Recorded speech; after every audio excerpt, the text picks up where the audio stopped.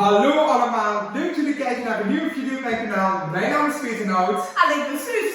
Het is pas een week geleden, maar we zijn er weer. En ik heb er zin in. We zijn goed bezig. Zeker. Suus, wat gaan we vandaag doen? Ja, we gaan met een heel groot rietje een glas leeg drinken. En dat gaan we tegen elkaar battelen. Dus wie als eerste het glas leeg heeft, die wint. Ja, en het rietje bestaat uit een kartonnen rol. Keukenrol, Ja. ja. Nou, maar die moeten we eerst zien eruit te krijgen. Ik denk dat dat makkelijker gezegd is dan gedaan.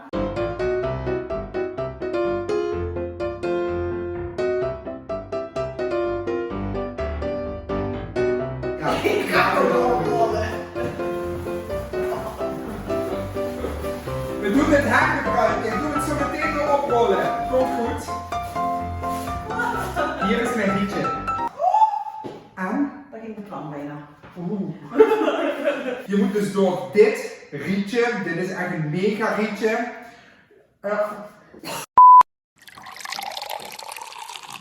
Is dit al? Oh, dat is weer een beetje te veel. Nou mag je die pakken. Ja. Oh wacht, dit is verkeerd op. Zo. Ja, duwen. Onderduwen, ja. Goed, dan mag je hier wat klikken. Stop. Hoe kan dat? Nou gelukt. Wij hebben een lekker keukenrol. Oké, mogen we hem pakken? Kijk. Oeh. Ja, maar jij zei ik moet harder duwen. Is het toch nog ergens goed voor geweest? Ja, inderdaad. Alsjeblieft. Zitten we gelijk? Ja, we zitten gelijk. Jawel. Nou Suus, onze glazen zijn gevuld met prik en siroop. Ik wens je heel veel succes.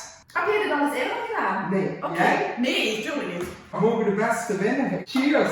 3, 2, 1.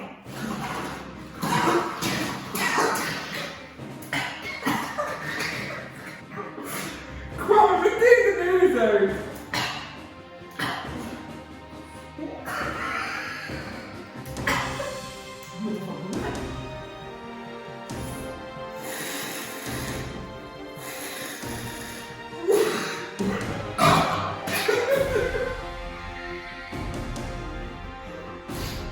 Nee, dat doet het niet.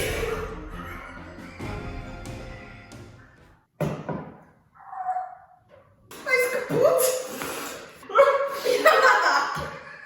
Nou, je bent wel wat enthousiaster dan mij geweest. Nou, dit is de mijne. Dat is de jouwe. Ja, maar je viel echt super snel uit elkaar. Cheers. Er zitten gewoon kartonnen vezels nou in.